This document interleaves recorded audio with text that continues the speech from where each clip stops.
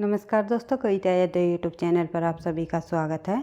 संपूर्ण हिंदी विषय की तैयारी को आगे बढ़ाते हुए आज की क्लास में हम करेंगे रस के अवयव, किस प्रकार से परीक्षाओं में प्रश्न पूछे जाते हैं, उन सभी महत्वपूर्ण बिंदुओं को हम करेंगे। क्योंकि हमारा जो टॉपिक चला हुआ है वो है रस सिद्धांत। भारतीय काव्य शास्त्र के अंतर्गत भरत मुनि जी द्वारा दिए गए रस सिद्धांत से संबंधित हम उन सभी महत्वपूर्ण बिंदुओं को करते हुए आगे बढ़ रहे हैं जो कि परीक्षाओं में पूछे जाते हैं। तो आज की क्लास के अंतर्गत हम रस के 4 अवयव से संबंधित किस किस प्रकार से जो है परीक्षाओं में प्रश्न पूछे जाते हैं उनसे संबंधित महत्वपूर्ण बिंदुओं को देखेंगे। पहले हमने जो है रस सिद्धांत की जब हमने शुरुआत की थी तो हमने देख लिया था कि सबसे प्राचीन जो हमारा सिद्धांत रहा है वो है रस सिद्धांत। रस पहले आया था, उसके बाद जो है अलंकार सिद्धांत का परिवर्तन हुआ, लेकिन प्रतिष्ठा पहले अलंकार सिद्धांत को प्राप्त हुई है। ये तथ्य हम पहले पढ़ चुके हैं। साथ ही हमने भरत मुनि जी द्वारा दिए गए रस का सूत्र भी हमने देख लिया था, विभाव भाव अनुभाव जो व्याभिचारी संयोगा द रस निष्पत्ति। इस प्रकार से विभाव अनुभाव व संयोग व्याभिचारी भावों के संयोग से रस की उत्पत्ति होती है। भरत मुनि जी द्वारा दिया गया रस के सिद्धांत का सूत्र बताया जाता है। और उसके बाद जो है किन 4 रस के व्याख्याताओं ने रस की व्याख्या की, किस प्रकार से उन्होंने निष्पत्ति शब्द का अर्थ किस शब्द से माना और उन्होंने संयोग की उत्पत्ति किससे मानी। इस प्रकार से जो है सभी उन महत्वपूर्ण तत्थों को हमने देख लिया था। क्या उनका दर्शन रहा, किस सिद्धांत का उन्होंने प्रतिपादन किया। सभी रस के जो 4 भी व्याख्याताएँ रहे हैं, जैसे कि भट्ट, लोलट और शंकुक, भट्टनायक और साथ ही जो है अभिनव गुप्त, इन चारों रस के व्याख्याताओं से संबंधित उन सभी महत्वपूर्ण बिंदुओं को हमने कर लिया था जो कि परीक्षाओं में पूछे जाते हैं। तो आज की क्लास में हम और आगे बढ़ते हुए रस सिद्धांत से संबंधित महत्वपूर्ण बिंदुओं को देखते हुए रस के 4 अवयव को हम देखेंगे, समझेंगे कि किस प्रकार से एक एक बिंदु से परीक्षा में प्रश्न पूछे जाते हैं। तो देख लेते हैं। स्थायी भाव, विभाव, अनुभाव और संचारी भाव हमारे रस के 4 ये अवयव माने जाते हैं। ये पूछा जा सकता है कि निम्नलिखित में से रस के का अवयव कौन सा नहीं है। तो इस प्रकार से प्रश्न देखने को मिलते हैं। बढ़ते हैं आगे। सबसे पहले बात करेंगे स्थायी भाव की। जो भाव हृदय में सदैव स्थायी रूप से विद्यमान रहते हैं किंतु अनुकूल कारण पाकर उद्बुद्ध होते हैं, उन्हें स्थायी भाव कहा जाता है। ये भाई थोड़ा टाइपिंग मिस्टेक है, यहाँ स्थायी भाव कहा जाता है, इस प्रकार आएगा। उसके बाद जो है इनकी जो संख्या है 9 मानी जाती है, 9 मानी गई है। स्थायी भावों की संख्या कितनी मानी जाती है, कई बार परीक्षा में पूछा जाता है। जितने हमारे रस होते हैं उतने ही हमारे स्थायी भावों की संख्या होती है। देख लेते हैं कौन कौन से हमारे 9 स्थायी भाव होते हैं, उनसे संबंधित किस रस का स्थायी भाव कौन सा रहा है, इनको भी हम देखेंगे। जैसे कि रति हमारा स्थायी भाव है भाई, ये रति है, इति नहीं है। रति, उत्साह, क्रोध, जुगुप्सा, विस्मय, निर्वेद, हास, भय, शोक है भाई, ये माफ़ी चाहूँगी, ये थोड़ा टाइपिंग मिस्टेक है। शोक, रति, शोक और ये सभी जो हमारे स्थायी भाव हैं।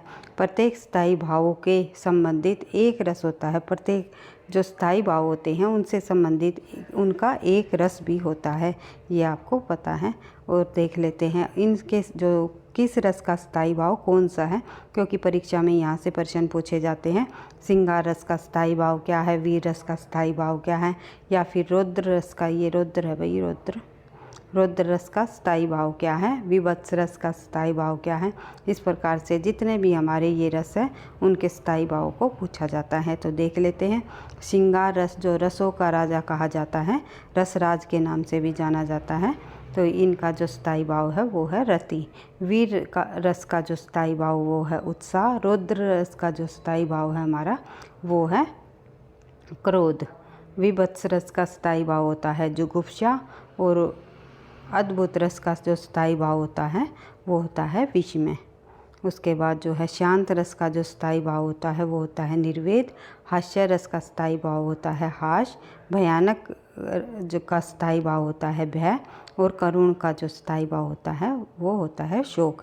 इस प्रकार से 9 रसों के हमारे नाम है ये, और 9 ही इनके स्थायी भाव है। इनके अतिरिक्त 2 रसों की चर्चा और की जाती है, जो कि वात्सल्य रस और भक्ति रस। वात्सल्य रस का स्थायी भाव होता है संतान विषयक रति और भक्ति रस का स्थायी भाव होता है भगवत विषयक रति।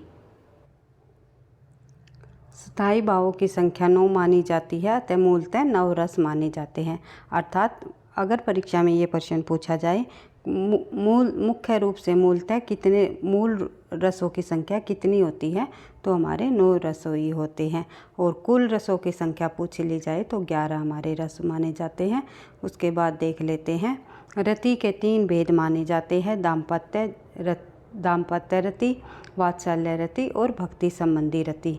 जो रति हमारा श्रृंगार रस का स्थायी भाव है उसके हमारे 3 भेद माने जाते हैं। कौन कौन से? दाम्पत्य, वात्सल्य और भक्ति संबंधी रति। इन तीनों में क्रमशः श्रृंगार, वात्सल्य व भक्ति रस की निष्पत्ति होती है और श्रृंगार रस को रसराज भी माना जाता है। उसके बाद देख लेते हैं रस का हमारा दूसरा अवयव, वो है विभाव। विभाव का अर्थ होता है कारण। जिस कारणों से सहृदय सामाजिक के हृदय में स्थित स्थायी भाव उद्बुद्ध यानी कि उत्पन्न होता है, उसे ही हम विभाव कहते हैं। विभाव कितने प्रकार के होते हैं? विभाव हमारे 2 प्रकार के होते हैं। एक होता है हमारा आलंबन, दूसरा होता है उद्दीपन। जिसके कारण आश्रय के हृदय में स्थायी भाव उद्धृत होता है उसे आलंबन विभाव कहते हैं। जिसके कारण जो है आश्रय के हृदय में या सहृदय के हृदय में या पाठक के हृदय में जो स्थायी भाव जो उत्पन्न होता है उसे ही जो है आलंबन विभाव कहते हैं। जैसे कि दुष्यंत के हृदय में शकुंतला को देखकर रति नामक जो स्थायी भाव है वो यानी कि उत्पन्न होता है, उद्बुद्ध होता है। तो यहाँ दुष्यंत जो है आश्रय है और शकुंतला यहाँ पर आलंबन है। तो ये पूछ लिया जाता है कि निम्नलिखित में से जो है इनमें से आश्रय कौन है, आलंबन कौन है। जिसके कारण जो है स्थायी भाव की उत्पत्ति होती है वो हमारा जो है आलंबन विभाव होता है। जैसे कि जो आश्रय और आलंबन विभाव के भी 2 प्रकार के होते हैं। आश्रय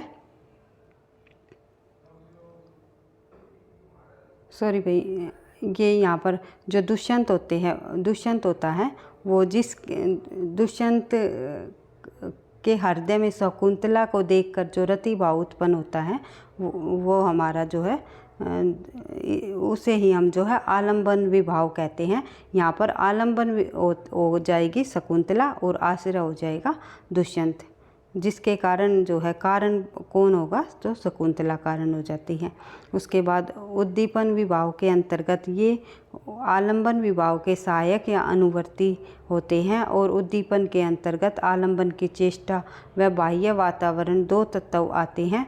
स्थायी भाव और अधिक प्रबुद्ध उत्तेजित कर देते हैं। जैसे कि शकुंतला की जो चेष्टाएं है दुष्यंत के रति भाव को उद्दीप्त करेगी तथा उपवन, चांदनी और नदी की एकांत किनारा भी इस भाव के उद्दीप्त करेगा। ये दोनों ही उद्दीपन है। यानी कि आलंबन और उद्दीपन में क्या अंतर है कि आलंबन होता है जिसके कारण जो हमारा स्थायी भाव जागृत होता है वे होते हैं हमारे आलंबन। यानी कि दुष्यंत को जब शकुंतला को देखकर जो प्रेम की भावना उत्पन्न हुई, उद्दीप्त हुआ, तो वो शकुंतला यहाँ पर हो गई हमारी आलंबन।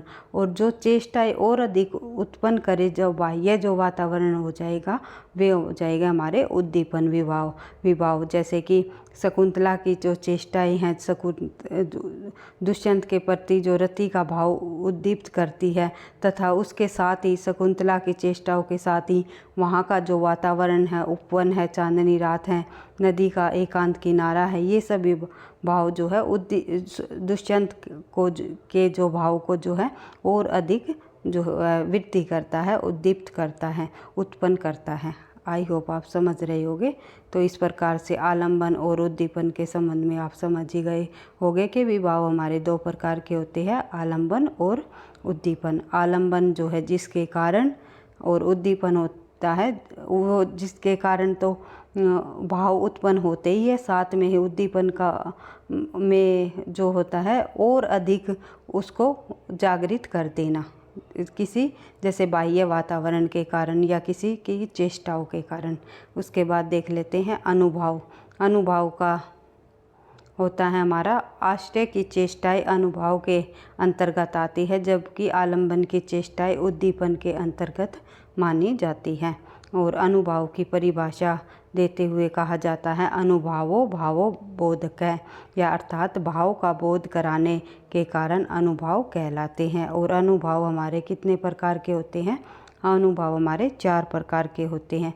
कौन कौन से? कायिक या आंगिक शरीर की चेष्टाओं से प्रकट होते हैं, कायिक या आंगिक वाचिक होते हैं, और आहार्य होते हैं, और सात्विक होते हैं। ये हमारे 4 प्रकार के अनुभाव होते हैं। कायिक या आंगिक जो अनुभाव होते हैं वे शरीर की चेष्टाओं के कारण प्रकट होते हैं, वाचिक हमारी वाणी के कारण प्रकट होते हैं, और आहार्य हमारी वेशभूषा अलंकरण जो वस्त्र हमने पहने हुए हैं उनके कारण जो है, आभूषणों के कारण जो है प्रकट होते हैं। सात्विक जो होते हैं शत्रु के योग से उत्पन्न वे चेष्टाएं हमारा जिस पर जो है वश नहीं होता वे सात्विक कहलाते हैं।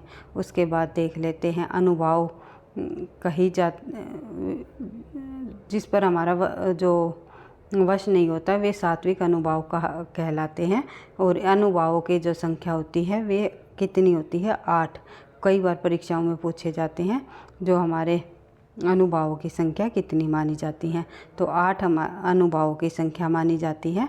देख लेते हैं कौन कौन से। कई बार परीक्षा में पूछ लिया जाता है निम्नलिखित में से कौन सा अनुभाव नहीं है या कौन सा अनुभाव है। तो इनमें से जो है 8 को हमें नाम ध्यान रखना है। स्वेद, कंपन, रोमांच, स्तंभ, स्वरभंग, आर्शु, वैवर्ण्य और प्रलय। वैवर्ण्य होता है भाई रंग बदल लेना या भिन्नता, किसी भी प्रकार से जो है भिन्नता उत्पन्न करता है या रंग बदल देता है, वे होता है हमारे वैवर्ण्य। और इस प्रकार से अनुभावों की संख्या हमारी कितनी मानी जाती है? 8 ही 8 अनुभावों के नाम को आपको ध्यान रखना है, परीक्षा में हमारा पूछा जा सकता है। बढ़ते हैं आगे। चौथा हमारा जो रस का अवयव है वो है व्याभिचारी भाव अर्थात संचारी भाव। भरत मुनि ने संचारी भाव का जो नाम है वो व्याभिचारी नाम दिया है अपने रस सूत्र में। ये भी परीक्षा में पूछा जा सकता है कि भरत मुनि जी द्वारा संचारी भावों को क्या कहा गया है। तो व्याभिचारी भाव कहा गया है संचारी भावों को। तो संचारी भाव क्या होते हैं वे देख लेते हैं। भाव वह भाव जो स्थायी भाव की ओर चलते हैं, जिसके स्थायी भाव रस का रूप धारण कर लेते हैं, उन्हें ही भी, ये थोड़ा टाइपिंग मिस्टेक है, जो भाव रस के उपकारक होकर पानी के बुलबुलों के तरंग की भांति उठते और विलीन होते हैं वे हमारे व्याभिचारी या संचारी भाव होते हैं। अर्थात कहने का मतलब ये होता है जो स्थायी भाव होते हैं वे तो हमारे अंदर हमेशा ही विद्यमान रहते हैं, कुछ चेष्टाओं के कारण या कुछ जो है परिवर्तन के कारण वे जो है हमारे अंदर जो है उद्दीप्त होते हैं। जिस प्रकार से जैसे विभाव हमने देखा, विभाव आलंबर और उद्दीपन के रूप में जो हमारे स्थायी भाव जागृत होते हैं, तो स्थायी भाव तो हमेशा रहते हैं, लेकिन संचारी भाव का आना पानी के बुलबुलों की तरह होता है। संचारी भाव जो जब हमारे उत्पन्न होते हैं वे कुछ क्षणों के लिए ही उत्पन्न होते हैं, कुछ क्षणों के लिए, कुछ मिनट भी नहीं कह सकते भाई, कुछ सेकंड के लिए ही जो है, सेकंडों के लिए ही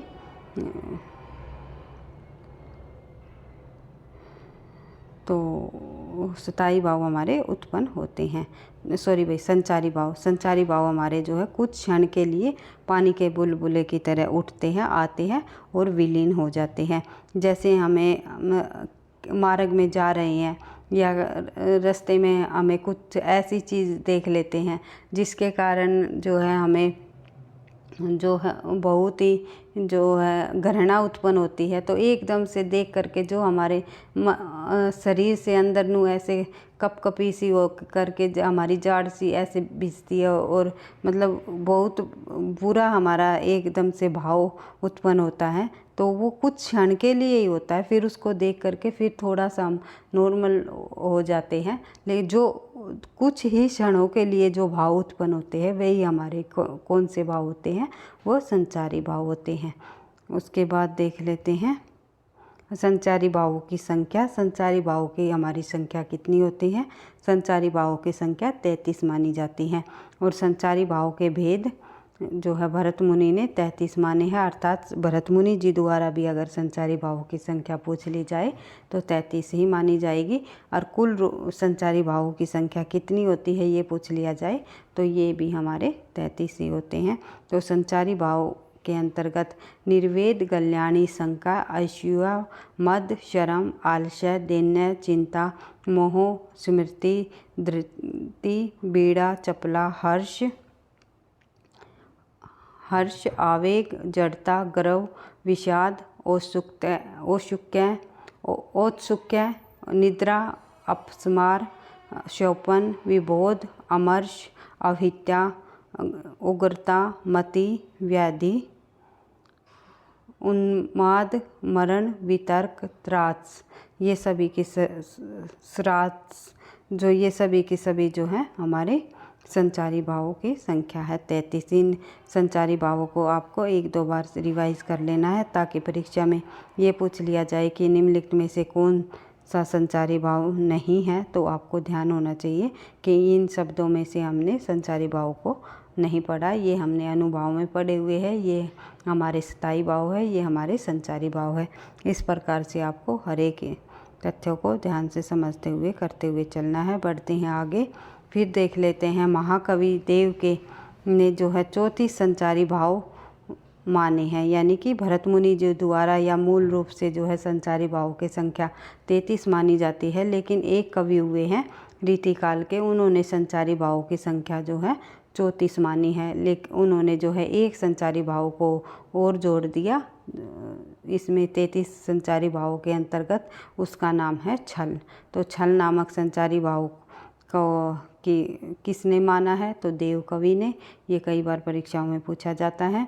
तो प्रमुख इस प्रकार से बढ़ते हैं आगे। प्रमुख रस, स्थायी भाव, वर्ण एवं देवता देख लेते हैं। किन किन जो आचार्य रहे हैं उन्होंने प्रमुख रस का स्थायी भाव क्या माना है। जैसे कि भरत मुनि ने 8 रसों की संख्या मानी है, तो उन्होंने 8 के 8 रसों का स्थायी भाव क्या माना है, उनका वर्ण क्या माना है। वर्ण क्या माना है? वर्ण का मतलब होता है रंग, किस रंग का माना है और कौन से उसका देवता माना है। इस यहाँ से भी जो है परीक्षा में प्रश्न पूछा जाता है। तो देख लेते हैं। नाट्य शास्त्र में भरत मुनि ने रसों की संख्या 8 मानी है। श्रृंगार, हास्य, करुण, रौद्र, वीर, भयानक, विविध और अद्भुत। और किस रस को जो है भरत मुनि ने नहीं माना, वो है हमारा शांत रस। शांत रस को भरत मुनि ने रसों में स्थान नहीं दिया। ये प्रश्न भी कई बार परीक्षा में पूछा जाता है। तो देख लेते हैं। दंडी ने भी 8 रसों का उल्लेख किया है। भरत मुनि ने वीर रस के 3 भेद माने हैं, वीर, युद्धवीर, दानवीर और धर्मवीर। इन तीनों भेदों वीर रस के 3 भेद को माना है। उसके बाद देख लेते हैं प्रतिष्ठापक कौन रहे रस के, और रसों के जो स्थायी भाव है वो क्या रहा, कौन सा रस रहा और उस रस का स्थायी भाव क्या रहा, उसका वर्ण क्या रहा, और साथ ही जो है उसके देवता कौन रहे। तो इनसे देख लेते हैं एक एक जो रस के संबंध में देख लेते हैं। भरत मुनि ने जो श्रृंगार रस है, श्रृंगार रस का स्थायी भाव माना है रति, और जो इसका वर्ण माना है श्याम, रंग माना है श्याम, और कामदेव विष्णु देवता रहे हैं। और हास्य रस का स्थायी भाव है हास, श्वेत। ये थोड़े टाइपिंग के वजह से थोड़ा स्पेस इनमें कम दिया गया हुआ है, तो इसके लिए मैं माफ़ी चाहूँगी। तो फिर भी आपको अलग अलग रंग से मैंने यहाँ पर इंक्लूड किया है, तो आई होप समझ आ रहा होगा। तो हास जो रस का स्थायी भाव है वो हास्य रस का स्थायी भाव है हास। श्वेत इसका रंग है, शिवगण और परमथ इसका देवता है। और करुण रस का जो स्थायी भाव है वो है शोक, कपोत रंग है और यम इनके देवता है। रुद्र रस का स्थायी भाव क्रोध, लाल इनका रंग है, रुद्र इनके देवता है। वीर रस का स्थायी भाव उत्साह, गौर या हेम इनका रंग है और महेंद्र इनके देवता है। भयानक रस का जो स्थायी भाव है वो है भय, कृष्ण इनका रंग है और काल इनका देवता है। और विभत्स रस का स्थायी भाव है जुगुप्सा, नील इनका रंग है और महाकाल इनका देवता है। अद्भुत रस का स्थायी भाव है विभत्स, इसका जो रंग है वो है पीत, ब्रह्मा इसका देवता है। इसी प्रकार शांत रस जो है भरत मुनि द्वारा तो ये 8 ही रस माने गए हैं, लेकिन उद्भट ने जो है शांत रस को भी माना है। तो ये पूछा जा सकता है शांत रस का जो है प्रतिपादन किसने किया, तो उद्भट जी कवि ने।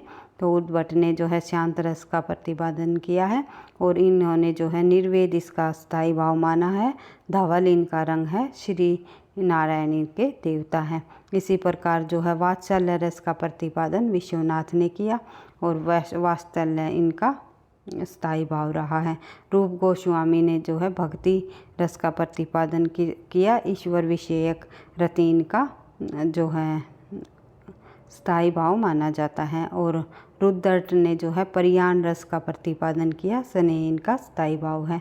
जो भरत मुनि के अलावा जो ये 8 रस दिए गए हैं, इनके अलावा जो है ये भरत मुनि के अलावा जो ये 4 रस और अन्य दिए गए हैं, इनको भी आपको ध्यान रखना है कि शांत रस का प्रतिपादन किसने किया, वात्सल्य रस का, भक्ति रस का और रुद्रट रस का। इनसे संबंधित भी परीक्षाओं में हमेशा प्रश्न देखने को हमें मिलते हैं। फिर देख लेते हैं रति के 3 भेद माने जाते हैं, दाम्पत्य रति, वात्सल्य रति, भक्ति संबंधी। इन्हीं में क्रमशः श्रृंगार, वात्सल्य और भक्ति रस की निष्पत्ति हुई है। ये तथ्य हम पहले कर भी चुके हैं। तो देख लेते हैं आगे। मम्मट ने शांत रस का स्थायी भाव निर्वेद को मानकर रसों की संख्या 9 कर दी है। ये पूछ लिया जाए भरत मुनि के अनुसार रसों की संख्या कितनी है, 8, लेकिन मम्मट के अनुसार रसों की संख्या कितनी मानी जाती है, तो मम्मट ने 9 रसों की संख्या मानी है। इन्होंने जो है शांत रस को भी जो है रसों में ही स्थान दे दिया है। उसके बाद अभिनव गुप्त के अनुसार जब रसों की संख्या देख ले तो भी अभिनव गुप्त ने भी रसों की संख्या 9 बताई है। इन्होंने शांत रस का स्थायी भाव तमन्यता या तमन्यवाद माना है। शांत रस का जो स्थायी भाव होता है वो निर्वेद होता है, जो कि उद्भट ने जो है उसका प्रतिपादन किया था। मम्मट ने भी शांत रस के स्थायी भाव को जो है निर्वेद को ही माना है, लेकिन अभिनव गुप्त ने रसों की संख्या तो 9 मानी है, शांत रस को रसों में स्थान दिया है, लेकिन उसका स्थायी भाव जो है तमन्यता या तमन्यवाद मान लिया है। इस प्रकार से अगर परीक्षाओं में किसी भी प्रकार से प्रश्नों को घुमा फिरा कर पूछ लिया जाए तो आप उसका सही आंसर दे सकते हो। तो देख लेते हैं, आगे बढ़ते हैं, कुछ और महत्वपूर्ण बिंदु देख लेते हैं तो जो कि परीक्षाओं में पूछे जाते हैं। तो विश्वनाथ ने रति या वात्सल्य को स्थायी भाव मानकर वात्सल्य नामक 10वें रस का प्रतिपादन किया है। ये पूछ लिया जाए 10वें रस का प्रतिपादन किसने किया है, तो विश्वनाथ जी ने, जिसका नाम है वात्सल्य। उसके बाद जो है इन्होंने ही सर्वप्रथम रस को काव्य की आत्मा घोषित किया है। रस को काव्य की आत्मा किसने माना है, विश्वनाथ जी ने। उसके बाद जो है रस के स्वरूप का सविस्तार रूप से प्रकाश डाला है। विश्वनाथ के अनुसार जब मन में तमोगुण व रजोगुण दब जाते हैं तो सतोगुण का उद्रेक और प्रबल्य होता है, तभी रस की अनुभूति होती है। ये माना है विश्वनाथ जी द्वारा। उसके बाद देख लेते हैं रूप गोस्वामी जी द्वारा। रूप गोस्वामी ने देव विषयक रति को जो है स्थायी भाव मानकर भक्ति रस नामक 11वें रस का प्रतिपादन किया है और उन्होंने 5 प्रकार की भक्ति के आधार पर 5 प्रकार के रसों की कल्पना भी की है। उन्होंने शांत, दास्य, प्रीति, साख्य, प्रियस और वात्सल्य, माधुर्य आदि कहा है। उसके बाद देख लेते हैं भोजराज जी के संबंध में भोज जो है, भोज ने प्रिय, शांत, उदात्त व उद्धत नामक 4 नवीन रसों की उद्भावना या अर्थात कल्पना कर रसों की संख्या 12 करती है। जो ये प्रिय जो है, इसके साथ साथ जो है इनकी भोज जी द्वारा दिया गया है। साथ ही जो है ये रुद्रट ने भी इस रस की स्थापना की थी, जिसके जो इस रस के जो प्रवर्तकता माने जाते हैं प्रियस के, वे माने जाते हैं रुद्रट। इसके जो स्थायी भाव क्रमशः स्नेह, धृति, तत्वाभिनिवेदिनी, मति व गौरव माने जाते हैं। इन्होंने शांत रस के पूर्व स्वीकृति स्थायी भाव शम की धृति का ही रूप माना है। आचार्य भोजराज ने वांगम्य की 3 भागों वक्रोक्ति, रसोक्ति और स्वभावोक्ति में उक्त कर रसोक्ति को साहित्य का सर्वश्रेष्ठ रूप दिया है। उसके बाद देख लेते हैं आगे। नाट्यशास्त्र ग्रंथ रामचंद्र गुणचंद्र की सम्मिलित कीर्ति है, जिसमें जो नाट्य दर्पण, नाट्यशास्त्र नहीं भाई, नाट्यशास्त्र भरत मुनि जी के द्वारा लिखा गया ग्रंथ है, लेकिन नाट्य दर्पण जो है रामचंद्र गुणचंद्र जी की सम्मिलित कीर्ति मानी जाती है। इसमें स्नेह, व्यसन, सुख व दुख नामक प्रवीण रसों की कल्पना की गई है तथा शुद्ध, तृष्णा, मैत्री, मुदिता, श्रद्धा, दया, उपेक्षा, रति, संतोष, क्षमा, मार्दव, ओर्जव और दाक्षिण्य नामक नवीन संचारियों का भी वर्णन किया है। उसके बाद देख लेते हैं भानुदत्त ने इसका 2 रस शास्त्रीय ग्रंथ रसमंजरी और रस तरंगिणी, भानुदत्त की जो ये 2 प्रमुख ग्रंथ रही है, रसमंजरी और रस तरंगिणी, माया रस नामक एक नवीन रस और त्रिम्बा नामक एक नवीन सात्विक भाव एवं छल नामक नवीन संचारी भाव का भी इसमें वर्णन किया है। अगर ये पूछ लिया जाए भानुदत्त जी द्वारा रसमंजरी और रस तरंगिणी में किन किन का वर्णन किया है, तो आपको ध्यान रखना है। उसके बाद देख लेते हैं भानुदत्त ने जिसका 2 रस शास्त्रीय ग्रंथ, ये भाई हम पहले कर चुके हैं, तो आगे बढ़ते हैं, देख लेते हैं। भरत मुनि के अनुसार नाटक का मुख्य ध्येय रस निष्पत्ति है। तो भरत मुनि ने नाटक का मुख्य ध्येय यानी कि मुख्य उद्देश्य क्या माना है? रस की निष्पत्ति। उसके बाद देख लेते हैं आगे। भरत मुनि जी द्वारा जो है कहा गया है कि करुण रस की उत्पत्ति रौद्र रस से होती है। रौद्र रस से इन्होंने करुण रस की उत्पत्ति मानी है और इन्होंने सैद्राच करुणो रस है कहकर जो है इसकी व्याख्या भी की है। उसके बाद देख लेते हैं आगे। अलंकारवादी आचार्य भामा ने रस को अलंकार्य न मानकर अलंकार माना है। इन्होंने विभाव को ही रस माना है। उसके बाद देख लेते हैं आगे। अलंकारवादी आचार्य रुद्रट ने रस को अलंकार की दास्ता से मुक्त कर उसे स्वतंत्र अस्तित्व प्रदान किया है। ये पहले आचार्य हुए जो रीतियों और वृत्तियों के रसानुकूल प्रयोग पर बल देते हैं। रीतियों व प्रवृत्तियों के रसानुकूल पर बल देने वाले आचार्य निम्नलिखित में से कौन है? तो आपको ध्यान रखना है रुद्रट। उसके बाद देख लेते हैं। श्रृंगार रस को रसराज कहा जाता है, ये आपको पता ही है। इसके अंतर्गत रुद्रट ने नायक नायिका भेद का निरूपण कर रस विवेचन की नई दिशा भी दी है और इन्होंने जो है इनके 2 भेद माने हैं श्रृंगार रस के। कौन कौन से? संयोग और वियोग, ये आपने पता ही है। उसके बाद देख लेते हैं। रस सिद्धांत के संबंध में अभिनव भरत तन्मयतावाद के प्रतिष्ठापक माने जाते हैं। अभिनव भारती है भाई, अभिनव भरत नहीं है, भारती। ये थोड़ा टाइपिंग मिस्टेक है। अभिनव भारती नहीं है, अभिनव गुप्त है। अभिनव गुप्त जो हमारे रस के व्याख्याता रहे हैं, अभिनव गुप्त, उन्होंने जो है रस सिद्धांत के संबंध में तन्मयतावाद के प्रतिष्ठापक भी ये माने जाते हैं। और उसके बाद देख लेते हैं आगे। रस की ध्वनि के साथ युक्त करने का जो श्रेय है वो आनंदवर्धन को जाता है। रस को जो है ध्वनि के साथ मिलाने का, युक्त करने का जो श्रेय जाता है वो किसे जाता है? आनंदवर्धन को, क्योंकि आनंदवर्धन जो है ध्वनि के संप्रदाय के प्रवर्तक भी रहे हैं। उसके बाद जो है उन्होंने काव्य की आत्मा ध्वनि को स्वीकार कर ध्वनि का प्राण रस ध्वनि को माना है, यानी कि ध्वनि का प्राण उन्होंने रस को माना है, लेकिन काव्य की आत्मा उन्होंने किसको माना है? ध्वनि को। आनंदवर्धन के अनुसार ये पूछ लिया जाए कि काव्य की आत्मा क्या रही है, तो काव्य की आत्मा मानते हैं वे रस ध्वनि को, क्योंकि ध्वनि का प्रतिपादन, ध्वनि संप्रदाय का प्रतिपादन इन्होंने किया है। लेकिन अगर ये पूछ लिया जाए आनंदवर्धन के अनुसार ध्वनि का प्राण किसे माना जाता है, तो रस को इन्होंने ध्वनि का प्राण माना है। उन्होंने रस को जो है ध्वनि के साथ युक्त कर दिया है, अर्थात मिला दिया है। उन्होंने श्रृंगार और शांत रसों की प्रमुखता दी है। उन्होंने महाभारत में शांत रस को ही मुख्य रस माना है। अगर ये पूछ लिया जाए आनंदवर्धन के अनुसार जो है महाभारत में उन्होंने किस रस को मुख्य माना है, तो शांत रस को। उसके बाद जो है रुद्र ने वृत्तियों को रसावस्थान सूचक भी कहा है।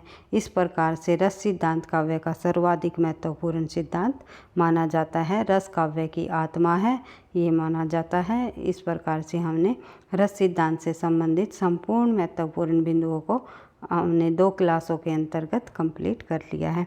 आई होप आपको वीडियो पसंद आई होगी और जो है आपको समझ भी आया होगा। तो अगर आपको किसी भी प्रकार की अगर कोई कमी लगती है या फिर किसी भी प्रकार की आपको क्लास चाहिए, तो आप जो है कमेंट बॉक्स में लिख करके जो है सजेशन दे सकते हो। मैं ज़रूर आपके अकॉर्डिंग क्लास लाने की पूरी कोशिश करूँगी। और साथ ही जो है अधिक से अधिक प्रश्नों का अभ्यास करते हुए तो हम अपनी तैयारी को आगे बढ़ा रहे हैं।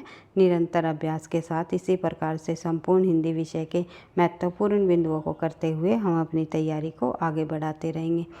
और धीरे धीरे भाई हम काव्य शास्त्र से संबंधित भी उन महत्वपूर्ण बिंदुओं को लेकर के आएंगे जो कि परीक्षाओं में हमेशा पूछे जाते हैं। टीजीटी पीजीटी परीक्षा हो या कोई और अन्य परीक्षा हो जिसमें काव्य शास्त्र संबंधी प्रश्न देखने को मिलते हैं, जैसे कि एनटीए नेट की परीक्षा हुई या सहायक प्रोफेसर की कोई परीक्षा हुई, आरपीएससी की परीक्षा हुई, उसके अंतर्गत जो है हमें भारतीय और पाश्चात्य काव्य शास्त्र से संबंधित हमेशा प्रश्न देखने को मिलते हैं। तो इसी को ध्यान में रखते हुए संपूर्ण हिंदी विषय से संबंधित हर रोज़ हम जो है महत्वपूर्ण बिंदुओं को करते हुए आगे बढ़ते रहेंगे। वीडियोस पसंद आई आपको तो लाइक करना, दोस्तों के साथ शेयर करना, चैनल पर पहली बार हो तो सब्सक्राइब कर लेना। और किसी भी प्रकार का अगर कोई किसी भी प्रश्न में आपको डाउट लगे तो कमेंट बॉक्स में लिख करके पूछ सकते हो, क्योंकि मैं पूरी कोशिश करूँगी आपके प्रश्न का आंसर देने की। और आप ये भी बता सकते हो कमेंट बॉक्स में आपको वीडियो कैसी लगी। तो पढ़ते रहना, आगे बढ़ते रहना। थैंक यू, धन्यवाद।